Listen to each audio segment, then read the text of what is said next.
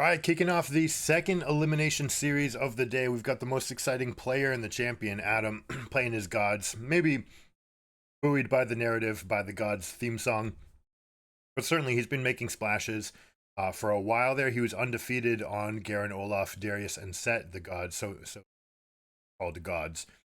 Instead, he ends up with Volibear for this game. We'll talk about the draft in a moment. We've got Maokai, Darius, Orianna. This is something that we were talking about the scouting report for this team. Give Renekton. Literally give them Renekton. You want them to play Renekton. He is a Grandmaster player at Renekton. That's it. You'd like to have him play that champion. I would, as BDS, say no thank you. I instead will play these other champions that are still fighters good into Renekton, so we don't need to ban it. We don't need to pick it. Just let it go through. It's not part of our meta. Damwon responding, taking Garen and Malphite away, trying to pinch his pool a little bit and say, hey, we think that maybe we can get you onto Olaf. Certain situations. We've got Rumble already in B4, which is a big surprise here, as 2 rounds of bans go around and you leave Rumble up. It means that they must feel very, very comfortable into it. They end up with the Volibear. Now, I do think Volibear is much stronger than people have given credit for. I don't know that it's best in this game. We do have Lee Sin LeBlanc, which is a very nice combination here. We also have Blitzcrank Kai'Sa, which is a very exciting thing, and we go for a early game stomping champion like Volibear up in the top lane. So this is going to come down to whether or not BDS can win early. All right, that said, they're playing against the defending world champions. These guys are no slouches, and they are experienced with having their backs to the wall, at least Deft. He's got a couple new teammates here. We'll see how they all come together for this. Caitlyn Lux being played against the Blitzcrank Kai'Sa. Blitzcrank being very good into the Lux type lanes. We'll see whether or not they're able to manifest this. But this team in general is going to get outscaled very quickly. We're going to need to see like a 5k gold lead going into that post 20-minute mark. See if they can get it done. All right, getting on to the Rift. Trophy looms. The grind is real. All right, BDS, notorious for level 1 strategies. Doing something similar to last time, a little bit of a bait here, making it a little bit less obvious than Summit did. Perhaps taking an adaptation. They might have even seen it from them. I don't know who scouted it from who. But again, we talk about this game theory optimal approach when you're trying to constantly play exploitatively, right? You're trying to constantly do the best thing available to you. But you see, actually, TK is completely unsure of where their presence is. They're playing super passively right here, using all their spells and jittering, moving into all these bushes. They're wondering if they're setting a trap. You constantly want to ask questions that are difficult to answer, and by doing that, you might have your opponents make mistakes in answering them. And if they become predictable, then that's when you can find an exploit strategy. So BDS, using that every single game, doing something, right? It's something. It doesn't always need to be the same play, but it's something. That way, maybe you find, maybe you devise an angle where the enemy team will fumble around that defensive idea, and maybe you can punish them for it. Anyways, going in, we're going to take a look at jungle paths to start. We're going to have unleashed starts. Lee Sin starting on red. Very slow early clear for him to start this camp. Uses the smite. This is something you should always do. Vi actually skipping the smite here means that she might be looking for a fight early. Normally you want to use it because you want to have more time as a level 2 champion, right? You just have an extra 100 HP, more AD. You have another spell that you can use twice on the next camp. So generally it's wrong to not just use it early, but perhaps Canyon playing against the idea like, hey, it's a Lee Sin. There's a chance that they go red into a quick invade, and I want to have the answer for this. Adam, as always possible with a Volibear, will get the push and turn it into an early ward, which means that he has very good information about Vi pathing to bottom. That is going to exacerbate the problem that they have in the top lane. Volibear is going to be super strong with a lot of pushing potential here into Rumble. Rumble's going to try to take these chips back whenever they can without taking aggro, and then it's going to be on Volibear to throw his spells out to try to get the most. Volibear, much stronger at 3, is strong at 1, gets a little bit weaker at 2 because it's hard to like synchronize your spells and you still have a long cooldown on your W. At 3, much better because you can turn your E into a Q, cancel the animation, and make sure that they're stuck in it. Then you can start chaining together your W. to make it easier. Now, he did go lethal tempo, which is something I'm not a huge fan of. Oh, beautifully done. BDS going to get first blood off of that. See exactly what the LeBlanc Lee Sin match is supposed to do. You can flash on to get that leash, turn the leash into a stun. That allows Lee Sin to go get the kill. Flash is traded 1 for 2, means that there is potential for a return kill, but that's exactly what you're trying to do when you have a LeBlanc Sin in game together. So what we were saying about the Volibear can use resources to just spam the E, give himself a big fat shield while he's pushing the wave. But it looks like that little loss of momentum that he took pushing this ward down here means that Rumble had enough strength that Rumble's actually going forward, keeping both potions, and Volley has used both of theirs and is down in health. So they are not getting the effect that they wanted out of this pick. This is not how you want it to happen. You want to play for all in. You want to play for empowered W's. You want the bite to be healing you up. You want the lethal tempo to be stacking. And you want that Lightning Claws passive, which is so effective in the early game, to do its work. So now we have Kellen, we have Lux and Kate also dominating in the bot lane. So we're going to have some problems here for BDS. They're going to feel very weak everywhere, even though they have that kill onto LeBlanc. The fact that they use 2 flashes to go get it means that the inside of their map is not feeling that strong. And the outsides are just getting waylaid right now. So they really have no source of strength here. It's going to be an uphill battle for sure. Now, Lux Kate was basically permabanned last year at Worlds. They're not as strong as they were, but they're still strong enough. One of the things that I want to see from these Luxes, though, I want to see Everfrost whenever possible. It has AP scaling on the Mythic passive, even though they only tend to get 1 item. But having that, giving yourself extra peel and extra AP makes your shield better.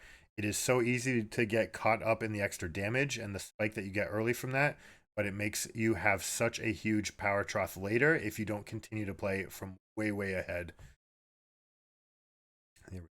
Play of angle for the fight. It should have been Nico's prerogative to see the trade, look, and realize that the timers were going to be wrong for going that far forward without the escort. Is that an Emax from Adam? That's the way I do it, but I don't think anybody else does it. You use Emax that your one combo is like insane amounts of damage, but you tend to want that with press the attack, because then you get the empowered damage to deal that extra effect, and then you slam them with it. Right here, this is exactly what you want. E into R, this should be a solo kill. Oh, he flashed in. Canna turns around the last auto. My goodness. Just saying, if you had press the attack, that would have been lethal. Kana turning that on its head, not even using his ultimate, means that this top lane is doomed. Volibear no teleport means this wave is crashing in. Any play here is good by Kana. He could literally do anything and he's going to be just fine. Hey, Lebrov hooks a minion. Lucky. If he lands that, then he turns it into a Lee Sin Q1, Q2 combo and they would have been okay. Oh, cannon, Q-Flash, that's really aggressive. You did not need to do this. You're crushing this guy already. You've already shaken them. They're out of lane. You have a freeze and you have a BF sword. You are just annihilating this lane. You do not need to consolidate it with a kill. I'd like that flash to be saved for this mid lane because you're going to have to do it to get onto LeBlanc. LeBlanc going Merc Treads early, as we see against Syndra. These champions that like to combo one spell into another get gutted by the Merc Treads. Not only is it harder to hit that spell, see the combo here. Oh, he canceled his first animation. Like the bad kind of cancel. At least it looked like. Let me slow this down. Let me see. All right, so we're looking. It's going to be, you want auto W or you want W into Q. So the E cast is reasonable. All right, so we get the first attack actually hit. Okay. There we go. Yeah, so he canceled his first animation. This is something I complained to Riot about. The sound effect for this is not aligned with the damage, and it makes you think that you've hit. So he actually canceled his own first auto here, not getting an auto or a W off. You want auto WQ to land right here, and that would start this off. And this would absolutely be the difference in this fight. Instead, he ends up with a W auto right there, and it's too late because now you have no chance at an empowered auto attack, And look, and just the sheer amount of life, the auto W would have been lethal. Riot, please. It again. Ugh. There's a couple champions that are like this. Trundle is like that as well. His you can sound like you're hitting without the actual hit coming in. And sometimes they have to be very careful because different skins can have different animations, and therefore they have to make sure that their audio files are synced up. But to me, that's inexcusable.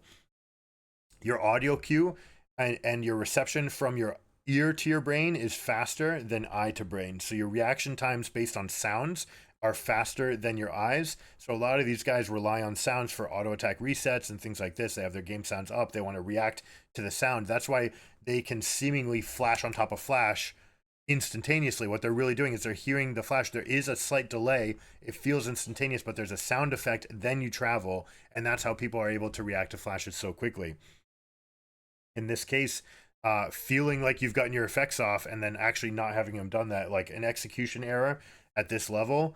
I don't even want to put the blame on Adam because it feels like you've gotten that right. You think you have. You have gotten the animation and the W. You feel like you're good, and in turn, you actually got nothing, right? So that's a tremendous inaccuracy, and it's going to cost him this lane. It's going to be a severe uphill battle right now for the rest of the way. If he was planning to go AP, I'm not sure that he was. He did start with that Doran's Ring. But if you were planning to go AP, you would have been seeing something like a Leeching Leer, sometimes into Zonias that you can make very proactive plays, and then Zonias after your ultimate and go for a lot of damage. But we're almost definitely going to see a much more defensive build here. The question will be whether or not it's Divine Sunder or Iceborne Gauntlet. Iceborne Gauntlet being a little bit better at holding people in place.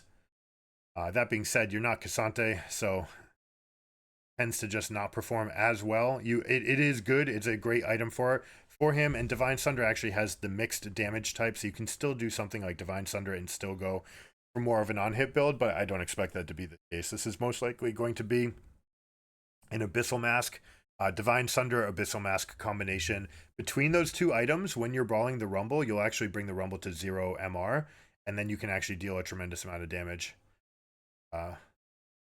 Going to be pretty scuffed coming back from that state. Now, Kites, on the other hand, early Umbral Glaive. We're going to get that early spike. Umbral Glaive plus Serrated Dirk for that Q spike. Now, it doesn't have the Doran, so I believe that means she's going to have to wait till level 10. There is different balances based on your different builds when you're going to get it, and whether or not you have the Doran certainly makes an adaptation. I believe this one requires that you have to hit level 10, not level 9, but we'll see whether or not that comes up. Is down, 4 plates down, as is the prerogative of this Kate Lux lane. We saw that Blitzcrank whiffed on the first attempt at this, and now we're just seeing the benefits. We have tremendous leads in the side lane right here. Kind of crazy, actually, how big they are. Mid lane, slight deficit. No plates being taken yet, but Nico having that death, of course. By doing fine for herself, and we're going to see this lock up into the Lux damage. Beautifully done.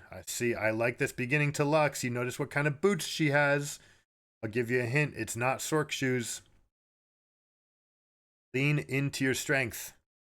You are a support. Feels like you should be maybe at times going for extra damage from Lux, and I see early Ludens into like Shadow Flames, Everfrost Rabadons, right? Like, you want the big shields. You want the extra scaling on that element. You can even go the Dark Seal, and if you happen to be jumping ahead and your team's playing right, maybe you can get Magi's. Never going to happen in these games, by the way. But you can lean into your strengths that way, and then you can play for more budgeted builds after that because you're not going to have any more income.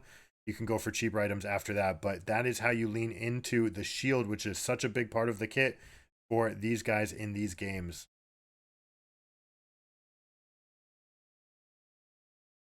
And then, right, you don't care about the Stork shoes. Stork shoes, your damage is meaningless. All right, it's sad but true. You're the support. You don't have enough money for your damage to ever matter. It matters on its base values in the laning phase. That's why you're a support.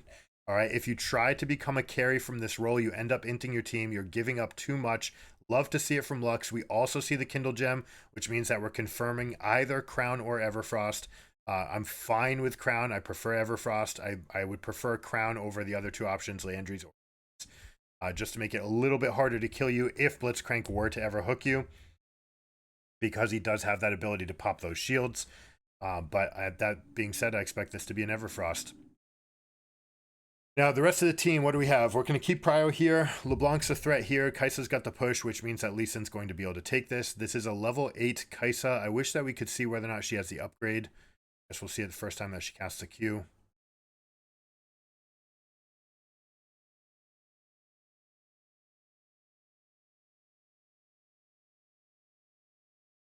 All right, gets cleanse off, but doesn't Q there. Mistake from Kai'Sa, missing out on damage. Never ends up getting the Q. That's significant for whether or not your team will be able to get any return damage. Now, a little sign of nerves, and right now, we've spoken about this before. A optimization you can make when you're shopping. When you shop, if they can see your corpse, when they tab, they will see the items you build. All right, so the best thing possible is to buy an item you don't intend to keep, and then to undo, and then they have misinformation, and then after you respawn, you buy the items you want. Now, if they don't see your corpse, it's not going to matter. All right, but basically, the game will go off of last known information. They see you, therefore they get the updates on what your item. Hey, this corpse has 2 longswords in it. So when you come back into this situation, you have no doubt, if you press tab as a Damwon player, you know that Kai'Sa's evolved.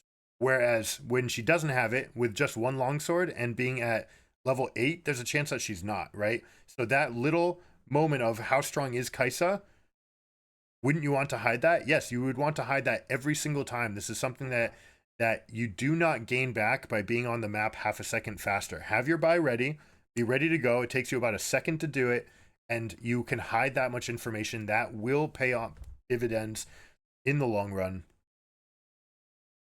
But instead, we end up with just a snap. I'm tilted. I made a mistake. I never even landed my Q. I stepped into this fight. My name is Crowny, and it's been the narrative of our team all tournament. It's been all about Adam, and it's just my fault when we lose. Maybe, you know, that sort of thing adds up on you, and you're just like, I just need to be better. You snap by the items. You saw how quickly he literally finished. Like, the frame wasn't even done, or the like announcement right here wasn't even done by the time he already bought those items. It's just like, oh, I'm dead. All right, here we go. This is what I'm buying. And I feel like that probably comes from a place of, I think we can assume that level 8 was not enough for that build to have the spike. He's like, shoot, why don't I have the spike? I bought my items. I'm supposed to have the spike now, and I don't have it. That can be where that comes from. All right, big damage from Rumble. They're going to carry this fight. Kai'Sa does get 1 in return. That's going to be nice for them, but that is a wipe, which means Damwon Kia. I mean, this game was already in hand, but now it is just going to snowball out of control. Caitlyn 205 with 250 gold. I would like you to leave this up, right? So BDS, if you're preparing for the next game, preparing for the next draft, I'd rather just have better execution on these fights. You wouldn't mind a run back, but you're also going to be blue team, so you're going to have access to Xayah. Even if you give up Kate, no big deal. Even if that's one of their strengths, you're going to be fine with it. And just think more about what are the exploitative paths we can take, because Lee Sin really didn't get enough done. That 1 kill, cute. All right, we mentioned it before, why teams shouldn't reach for a Syndra Lee Sin pairing, because if that's all you do is get 1 kill in the laning phase, then you're not actually accomplishing enough. Now, it's true, Lee Sin's going to have plenty of opportunity to do something else later in the game, but Xiao didn't do anything else. Now, he's been one of the stronger players on this team. He's been doing very well in these fights all tournament long, even in the play-ins. He basically, I mean, Adam did the work that he did, but Xiao just completely gapped. And I mean, Nuke as well. Just Nuke and Xiao inside out on the middle of the map, completely gapped the Golden Guardians. That's how they made it through the play-ins as well. And Xiao was one of the big reasons why they made it through PSG. Although ultimately, you can make a big argument for Adam on Garen doing that by himself as well. But taking stock of the situation, 5.5K gold lead. Rumble did bite the dust. That, I believe that was a shutdown. So we're going to have a little spike in gold here. See whether or not we can turn that into anything. LeBlanc with the early Merc treads means she's got very little to offer. There we go, Crowny. This is what I wish Yeon would have done last game. Just jumping into the fights. Just take it for what it is.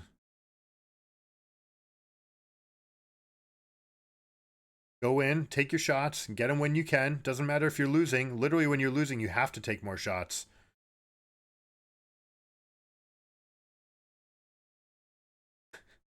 Spectators digging for something to cheer for there, I think. Nice little hook, immediate pop to blow up the shield. Good job there, but in an attempt to pass the gold, ends up dying himself.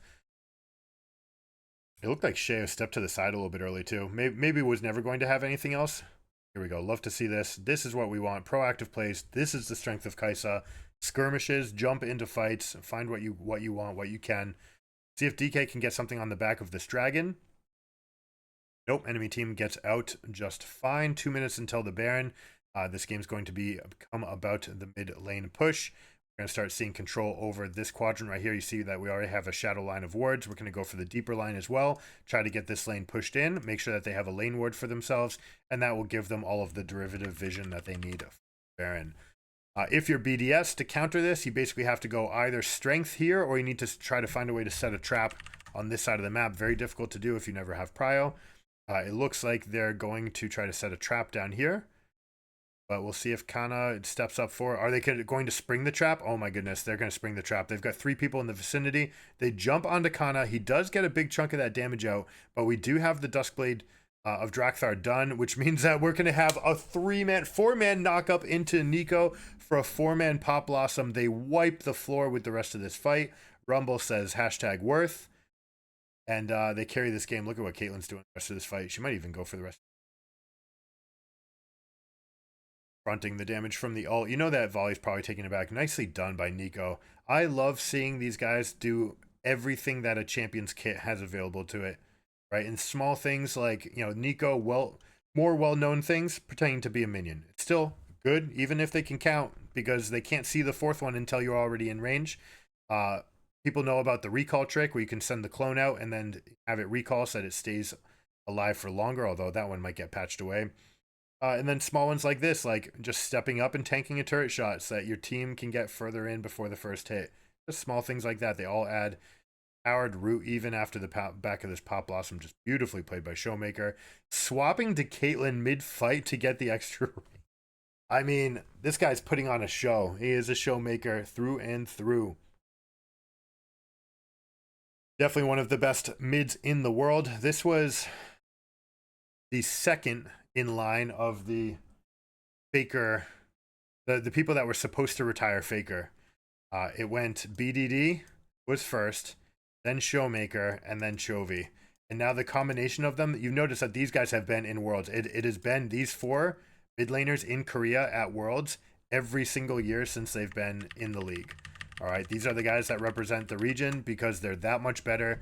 They carry their teams. It's not just mechanics. They have the game knowledge. The game flows through them. The ideas flow through them, and it's no mistake that those are the teams that are making it through. So it's easy to watch the games. It's harder to imagine what might be going on in their mind. But if you want to be a mid laner and you want to play like them, it's not just the mechanics. Also think about what are they thinking right now, right? What are they choosing?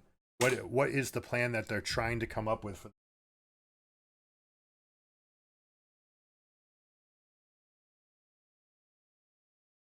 We've got ghosts. Even the dog is scared.